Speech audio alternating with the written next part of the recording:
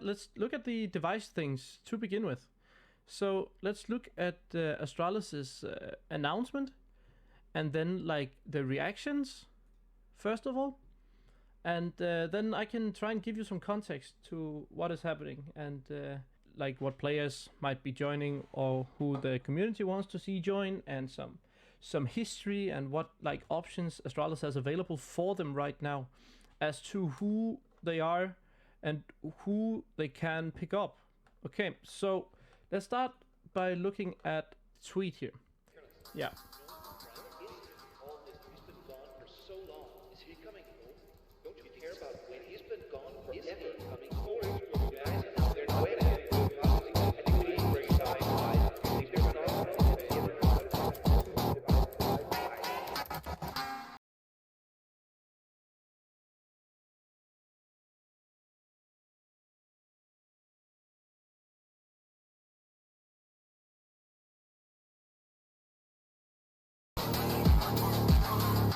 So that's the announcement they made of devices. Jackson, who I'm writing for right now, has like covered this extensively throughout the entire journey, basically, to the point where they are even memeing themselves making this kind of stuff. So yeah, Dev1ce is back. Dev1ce is back. Dev1ce has been out for 11 months, not competing. Let's look at his last official game. When was that? The 5th of December 2021. And right now we are at the 27th of October where the announcement happened, okay? This means that for the first time in a long time, many years now, where he's not going to be a part of the top 2, top 3. Like in the 2020, he didn't play much online as well, so he didn't do as well. And now in 2021, he has basically not played a map. So that means he's not going to be in the top 20. So that's something to consider. I made this little meme as well, because I feel like Dev1ce, like the fans have been screaming to get Dev1ce back on the server and get him back on Astralis. Now, what the fans might not realize is that Dev1ce might not be the same player as he was. Remember, players normally peak, like they don't have many years where they're peaking and where they are world beaters. You can look at Olofmeister. He was world beater in like he only had 1 year in 2015, right? You can look at like Guardian. He was really good at like 2015 and maybe a bit of 14 and 2016 as well, right? And then he had like a long career, right? Simple is a phenom that's been super good for like almost half a decade now, if not longer. So that's incredible to think about. But it's like an anomaly that we have these really talented players who are really good for a long period of time. You can take his like the rifle talent of AC when he was in Dignitas and in North, especially early on in Dignitas in like 2014, 2015. He was like an absolute beast, but he never came back to that level. So there's a lot of, it's very conditional, the talent. You have no idea how long you're going to be and stay at the top. Now, Astralis fans, they might just believe that that's going to happen and that he's going to get straight back up to the top. But he has ring rust. Like, he has not competed for 11 months. 11 months. And there's not been anything publicly said about, like, why this has happened. There's some speculations, there are some rumors, yeah. But nobody has really talked about, well, what is it? What's the real reason? The only thing that's been told was like the mental health things, and like 11 months, it's so long. Like it's like some professional players, it's their entire careers just like at the top of their peak, where he has been out for that long and now he's coming back. Of course, there's a lot of hype around him because Dev1ce is the only great awper we've had in Denmark since Nico in Western Wolves in 2013. So that's a long time. Like all of the newer players coming up, they have never hit the stride and hit the level that Dev1ce has had and what Astralis has done. Like he has both not, like they have not had the results and they have not shown the talent that's necessary. Like Akor has had several tries and offers to join Astralis, where he said no, and Farley had as well on earlier occasions. Now Farley came in. He was the only real choice. They tried with Lucky simply because there was no other choice back then. Because when they signed Lucky, they had talked with Farley, they talked with Acor, both said no to Astralis to join them. So Lucky was the natural next person in line. But he wasn't ready, and maybe he will be in a couple of years or when he gets more experience. But right now, he is not. Now, Farley has been benched after this.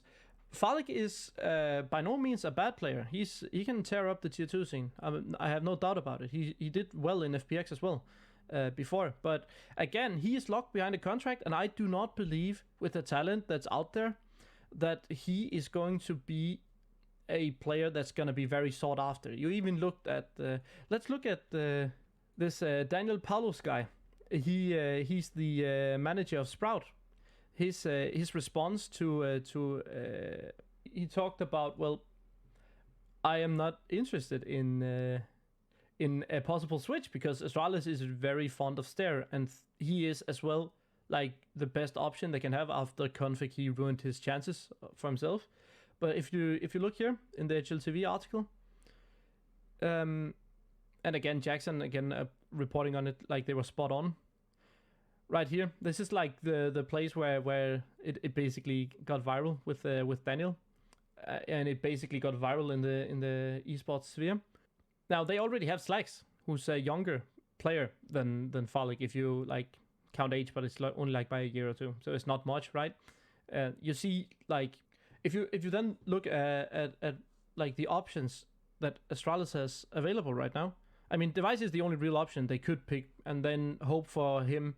If Astralis want to be world beaters and wants to get back on top like they were in 2018, remember 2018, because in 2019 the Blastralis shit happened, and then 2020 he didn't play much, or he didn't play well even, and he didn't play that many maps as well, and then 2021 he basically got sold to an IP and then haven't played until now. Like that's basically his player career for the last like 3 years almost.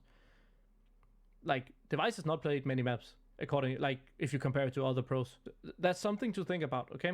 But like that's like just to imagine like the situation that the Danish scene is in right now, that you don't have any player who is capable of getting close to filling the shoes that dev1ce left behind. Like even eye test wise and talent wise, there hasn't been anything close. I mean, achievements you cannot really compare it because dev1ce is like the most successful CSGO player to have played the game. He was the star player of the greatest team of all time, right? But if you look at like the Danish scene, there has literally been nobody. The only real choices that were back when they signed Lucky were Nikodos. No, not even Nikodos. He wasn't even up on the radar back then because Flames didn't achieve the major results that like got him into Fnatic, right? So there hasn't been anything. There's not been a single player that has been able to get close to filling his shoes. You saw Acor. Acor, he was like on a real down, like on a real big slump, and he played super bad for a long amount of time when he in his end of mouse sports, and then when he was teamless, he was like, I have sources that told me that, very credible sources as well, that Acor was on tryout for the new Flames 3.0 lineup, and he wasn't good enough to join it. They chose Regali instead of him. He joins Gamer Legion, and now he's back to really showing off and becoming really good. So if this inform Acor, he might, again, he's the closest thing that has been to dev1ce in terms of talented awpers from Denmark. So that's something to think about. It's quite a unique phenomenon that there isn't much more going on there. Now, if we look at like what the Danish scene, again, they've been crying to get dev1ce back, and then they've seen Stair and Sprout evolve exponentially and becoming an extremely solid player. Now, when he has performed this well, every single talent, every single fan, everybody who's followed Counter-Strike within the Danish scene, they really believe that Stair is the next person to join Astralis. But that might not be as simple as it looks, because historically, Astralis has not spent money on players. Historically, Astralis has spent money on 2 players before bringing back dev1ce, okay? Now, those 2 players they've spent money on were dev1ce, which they treated so bad that he became an analyst and went and retired after his stint in Astralis. And then they paid money for Lucky, buying him out of his trick contract.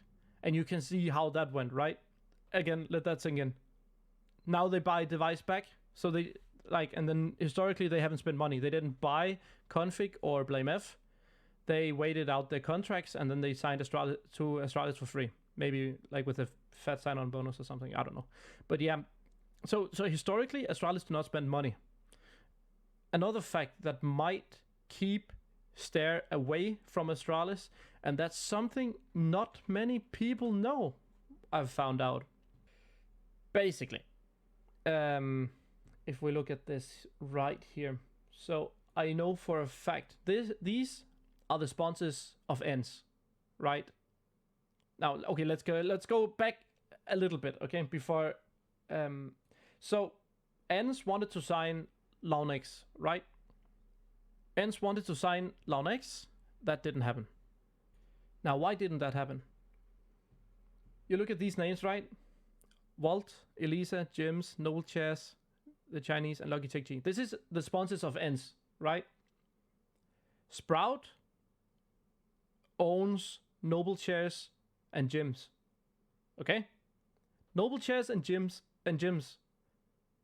are under the same umbrella as Sprout. Which means that if Sprout were to sell Launex to dev1ce, right? If Sprout were to sell Launex to dev1ce, they would get their own money back that they are investing in sponsoring dev1ce. So why would that ever make sense for them? And it's not some big secret that it's under the same company. You can just you can look it up under the website. Now what that means is that people are not quite aware of how much money Sprout has as an organization. Sprout has a lot of money in their hands to use. And they have more money to use than Astralis has. Sprout is a richer organization than Astralis is. Which means Sprout is in nowhere close to thinking of selling their players. They have no need to. Okay? Now, if the question is that Stair really wants to join Astralis, maybe they can make a deal or something, but they have no incentive to let go of Stair. And no matter what, the negotiations for the player sale will be dependent on the major, because if Sprout do well at the major, and especially Stair does really well, either he's gonna be super expensive, and again, the reports have said it was gonna be, was it around 600,000 euros? But the report said that it was around 600,000 euros, if I remember correctly. It's in the ballpark. They paid a lot of money to get him, right? They paid a lot of money to get dev1ce. Now, Sprout has no incentive of letting go of Stair for cheap, which means that Astralis has to spend even more money if they want to get Stair. And the negotiations can first really start after the major, since the entire focus for Sprout would naturally be on the major. Anyway, the price was around 600k. Yeah, Sprout has more money than Astralis does right now. Sprout does not have an incentive to let go of Stair.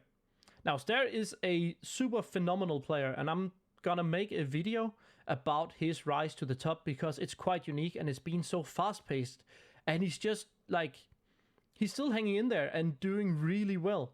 And he's pulling his own weight and more so as well.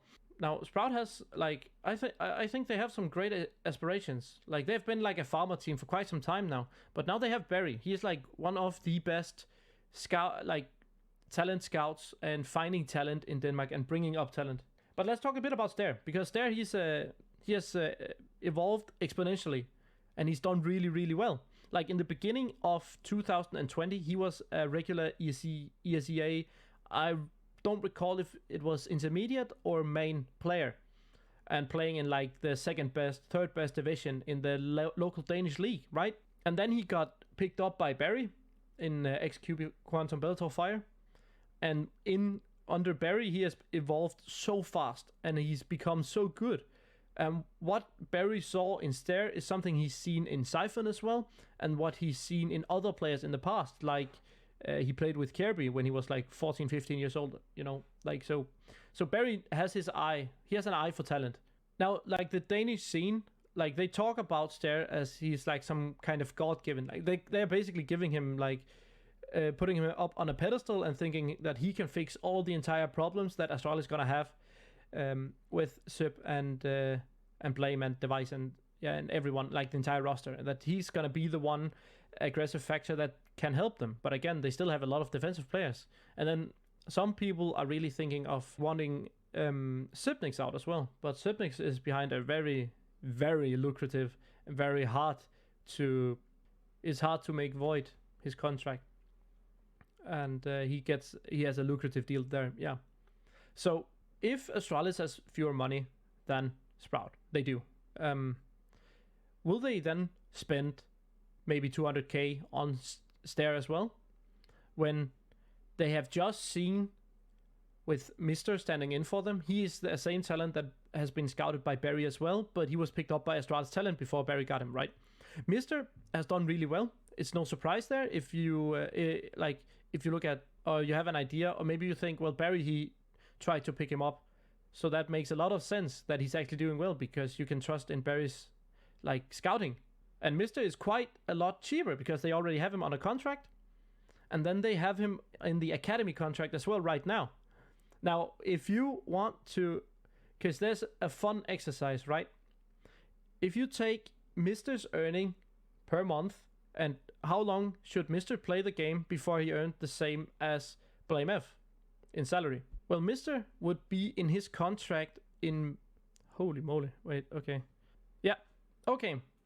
So in Mr.'s contract right now, if he was to earn as much as Blame F and Sipnix does in 1 month, he would have to play for 3 years. More than 3 years, okay? Think about that for a second. And he's free right now for them to pick up and promote, instead of spending a lot of money on Stair. Now, Astralis are notorious for not spending money, as I established earlier. So, Mr. might be what they end up going with, because he has started to show promise while being the stand-in. So there's a lot of food for thought, and there's still the entire question of dev1ce's ring rust. We have no idea if he's the same player that he was 2 years ago, 3 years ago. Remember, as we looked at here, dev1ce was number 11 in 2020. In 2019, he was number 3. And that was while the Astralis era was happening. That was in 2019, guys. So they showed up for Blast events and the majors, basically, the entire year. 2020, the online era, Astralis didn't do well. dev1ce didn't do well. Or yeah, not by his standards, if you look at how he's been like consistently incredible. So you have no idea. This is like almost two years of him having like poor performances, if you can say it like that. Like he hasn't played. And when you don't play, you gain the ring rust, and then you lose your, like, you have no idea if he's ever going to return to the player that he once was. That's like a big gamble that Astralis is making.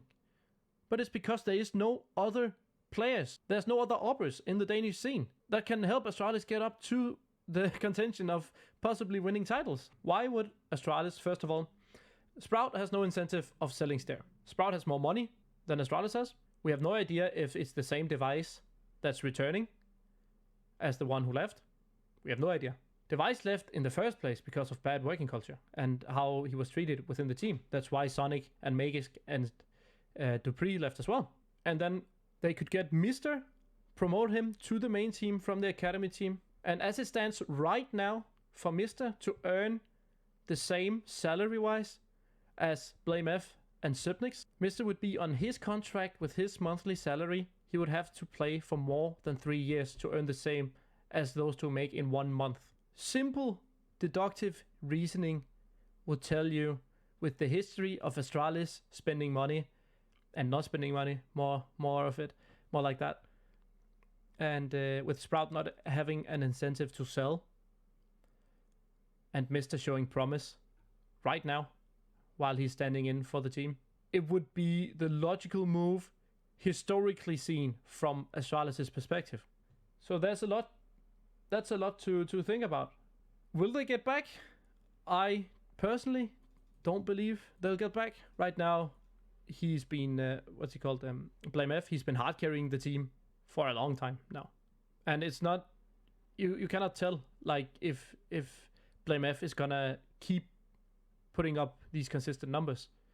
And then you have to think of the aggressive factor, because back in Astralis in 2018, they had Glaive in aggressive positions. They have dev1ce in aggressive positions, and being like the natural aggressive parts of their game plan, with dev1ce being a cerebral, very hard to figure out, good clutching awper who is good at finding openings and then closing out rounds.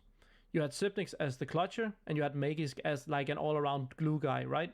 Well, what happened in this Astralis era right now is that blameF has a lot of the positions that Glaive had back in 2018.